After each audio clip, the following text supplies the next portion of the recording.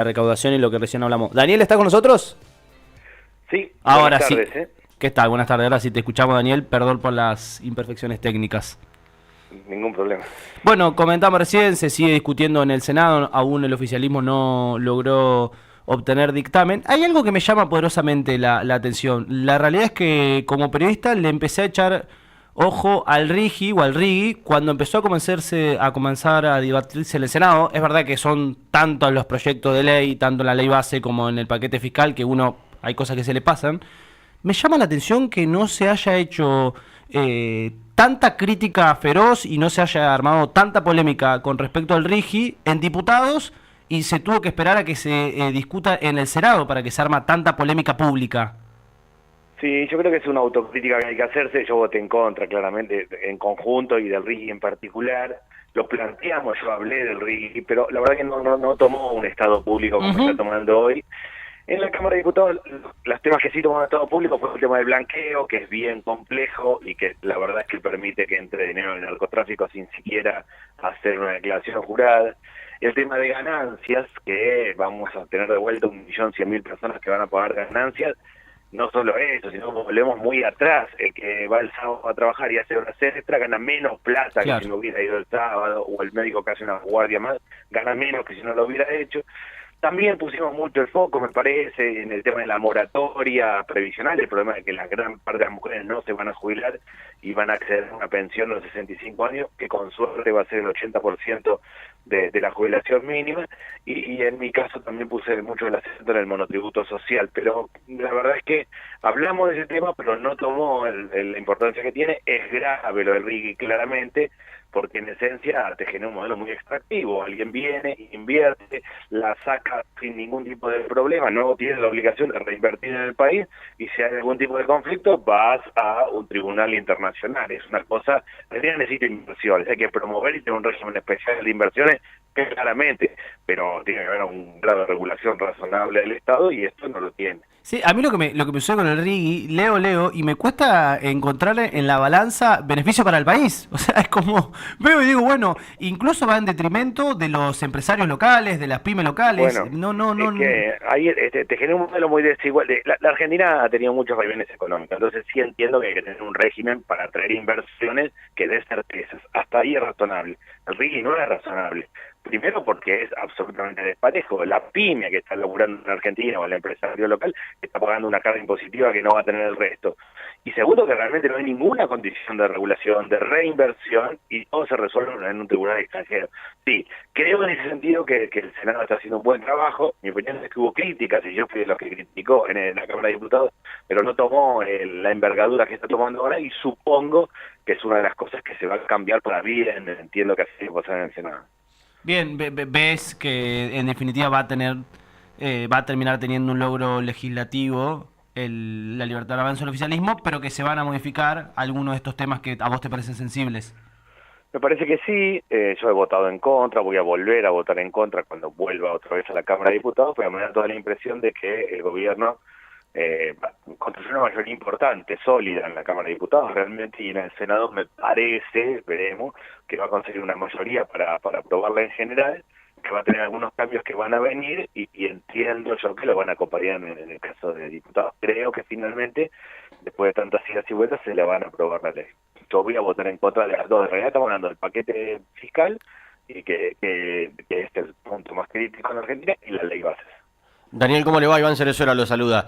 Recién decía el Pacer, voy a votar en contra cuando vuelva a la Cámara de Diputados. ¿Da por sentado que va a volver el proyecto? No, por sentado no doy nada. Entiendo que es muy improbable que el Senado lo vote tal cual está, y entiendo que me parece raro, tal vez puede pasar, que lo rechace tal cual está. Creo que el escenario más probable, por cómo está trabajando el gobierno con los gobernadores, es que vuelva a la Cámara de Diputados. La idea de que el Senado apruebe tal cual como se debe de diputados parece realmente que no va a suceder, y tampoco, no creo, en función de cómo está trabajando con los gobernadores, que tenga un rechazo absoluto. ¿Los gobernadores deben estar todos en el pacto de mayo convocado por Javier Milei? No, bueno, a ver, es un pacto muy sesgado. Cuando Milei vino el 1 de marzo al Congreso y planteó el Pacto de Mayo, planteó 10 puntos que en esencia son el respeto a la propiedad privada, el superávit fiscal primario, superávit fiscal financiero y nada de Estado y todo el mercado de lo bestia. Eso es. No incorporó el tema educativo, no incorporó nada del tema de salud, claramente, no incorporó todo lo que tiene que ver con las nuevas formas de trabajo. Me parece en el sentido que es difícil que tenga el conjunto de los gobernadores porque objetivamente es un pacto muy cerrado y creo que no está buscando tener al conjunto de los gobernadores. Lo que no tengo claro cómo son los tiempos en el Senado y cuándo va a terminar votándose. Daniel, ¿cómo? Quiero conocer la respuesta, pero te la pregunta. ¿Cómo ves estos primeros 4 o 5 meses de la gestión de Javier Milei? Y la veo muy complicada. Primero, yo creo que hay un mandato que le dio la sociedad, que de un cambio claramente. Creo que el mandato que le dio la sociedad fue: usted vaya y rompa todo. Si está, digo, hay un enojo muy grande con la política, está quebrada la relación de la sociedad con la política. El mandato que le dio el gobierno, la sociedad, el gobierno, fue: usted vaya y rompa todo. Ahora, el problema en esencia es que en cada un esquema que es de un retroceso profundo en términos prácticos en la vida cotidiana. Claramente hay más desempleo y está creciendo fuerte el desempleo, no solo ya en el Estado, sino en el sector privado. Un montón de empresas grandes, chicas, medianas, que van despidiendo trabajadores. Hay un problema serio en términos de, con el pago de 2.500 pesos, con el leche de 1.500 y con el kilo asado de 8.000, 9.000 pesos, de mucha gente que no llega a fin de mes y se endeuda. Y se endeuda al 500% de interés anual. Yo hice un proyecto para poner un tope a la devolución del endeudamiento, pero un punto clave hoy es esta idea del sobreendeudamiento de la familia de manera permanente, sin ningún tipo de regulación, que es el primer decreto del presidente, y después no va a poder ser gente de clases medias que se van cayendo claramente. Ese es el fenómeno hasta acá. En mi opinión había que hacer un cambio, pero esto es a lo bestia y sin ningún sentido. ¿Y por qué pensás que sigue teniendo una imagen positiva que a mí me parece llamativa? Obviamente cayó fuertemente, pero las últimas encuestas le siguen dando una imagen positiva incluso por encima del 50%. Sí, yo creo que hay dos cosas. Primero, que hay una sociedad sana que tiene ganas que esto tenga sentido. Es decir, que si yo estoy haciendo un esfuerzo grande, es complicado, vamos, bien, bueno, al menos que esto tenga algún sentido, vamos peleándola. Me parece primero eso. Primero, yo creo que hay un punto acá de una sociedad que tiene ganas que esto funcione. La sociedad le dio un mandato, es decir, usted termine con la política. Yo creo que está muy lastimada la relación de la sociedad con la política, y cuando fue la marcha por la educación pública le dijo: bueno, usted vaya, cambie, rompa todo, pero ojo, dejen que mis hijos vayan a la escuela. ¿Sí? Me parece que junto con una sociedad sana le está poniendo límites por un lado. Y por otro lado, hay un vacío de representación. Lo único que existe es Milei. Hay una crisis profunda de la política en general, del peronismo en particular, un vacío de representación que hace que lo único que esté en la escena, para bien y para mal, sea Milei. Nosotros tenemos que construir una nueva mayoría. Yo creo que acá no hay péndulo, no es que después Milei vuelve lo que estaba, en mi opinión. La crisis del 2001 alumbró un ciclo político que fue el kirchnerismo-macrismo. Eso se terminó. Con Milei arranca una nueva etapa y construir una nueva mayoría que no solo reúna a varios espacios políticos del peronismo, del radicalismo, del socialismo, sino que además tiene que tener un efecto, a mi modo de ver, muy significativo, y es la idea de juntar a los pymes, al comerciante, al laburante, al docente, a la que hace changa, a los que necesitan mercado interno y que la cosa funcione. Me parece que entre el vacío de representación y una sociedad que quiere que esto tenga sentido, porque el esfuerzo es muy grande, aún hay expectativas por el gobierno de Milei. Diputado, esta semana salió a la luz o explotó en los medios de comunicación esta causa judicial que investiga la posible extorsión de los movimientos sociales a los beneficiarios de los distintos planes sociales. Usted, como fue ministro de Desarrollo Social durante el gobierno nacional de Alberto Fernández, tuvo ciertos momentos de tensión en su momento, año 2020, año 2021. ¿Estaba al tanto de lo que sucedía con esto? Primero, me parece que está bien que se investigue y que claramente los audios son muy elocuentes. Uno va y le dice: tomá, vení, dame esto, tenés esto, te doy alto, te subo, te bajo. Está claro que la justicia tiene que investigar, y está claro que además de investigar, la justicia tiene que ser el Estado querellante. Yo creo que está bien que el Estado sea querellante. Mi situación fue particular, porque yo fui el ministro de la pandemia, y en la pandemia estaba todo cerrado y los comedores estaban todos abiertos porque estamos todos desesperados para atender la situación. Y claramente no tuve ese nivel de movilización que hubo después, no por mérito mío, sino que estaba cerrada la actividad, porque no se podía, y eso marcó una situación rara. A mí me tocó lo peor y lo mejor. Lo peor que era toda la actividad cerrada en un país que tiene el 40% de informalidad laboral y teníamos que asistir a 11 millones de personas. Lo mejor es que todos tiraban para adelante. El que tenía la peor opinión del gobierno, el que tenía la mejor, hacíamos un comité de crisis, debatíamos, después cada uno iba al barrio a trabajar y a ponerle el cuerpo. La situación luego se fue complicando posteriormente, pero a mí me tocó la pandemia con esas características y con todos poniendo en el cuerpo en la soya popular, porque el problema básico era que las escuelas estaban cerradas, que los comedores de las escuelas no estaban funcionando, entonces no solo había comedores, sino ollas populares en los barrios. Entonces, ¿usted ve positivo el accionar que tuvo el gobierno en estos meses de ponerle un cierto freno a los movimientos sociales o por lo menos el manejo de los fondos? No, son dos planos distintos. Si hay situaciones donde efectivamente hay alguien que se quedó con la pelota, hay que denunciarlo y hay que encararlo claramente y hay que definirlo.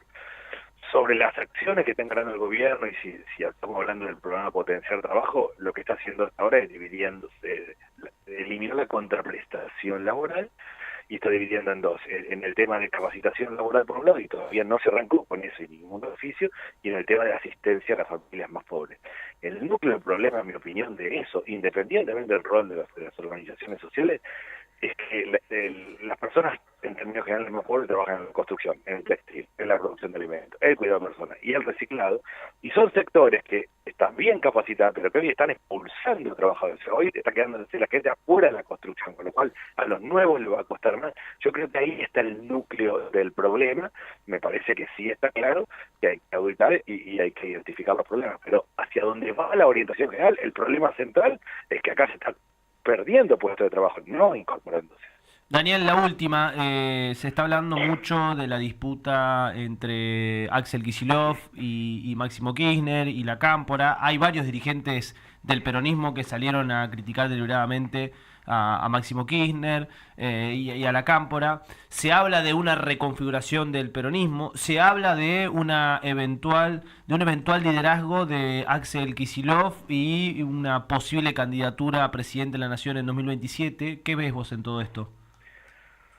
Yo al 2027, al 2025 lo veo como ciencia ficción, porque acá está todo el mundo tratando de encontrar la vuelta como llega el fin de semana en la Argentina, y cuando cualquier vecino en un barrio escucha los debates, si el otro, si la política, todo, dice esto están totalmente fuera de la realidad.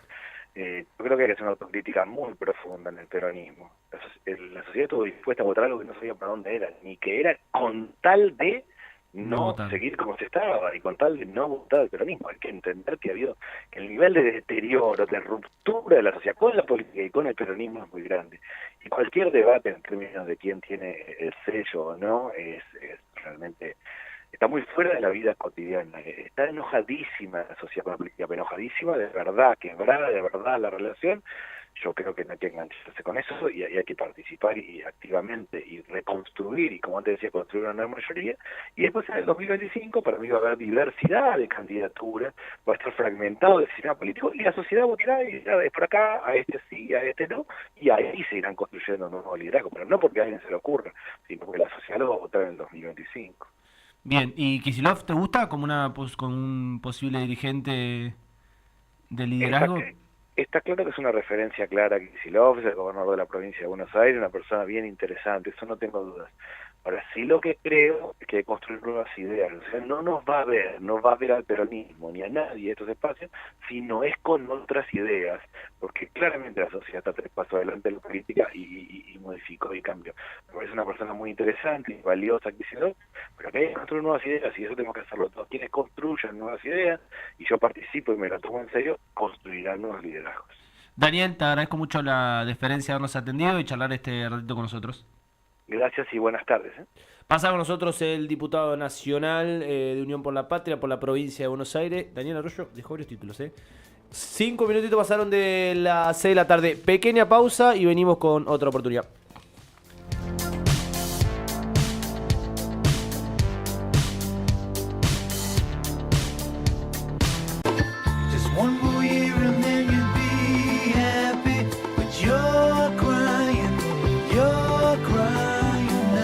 Urbana va.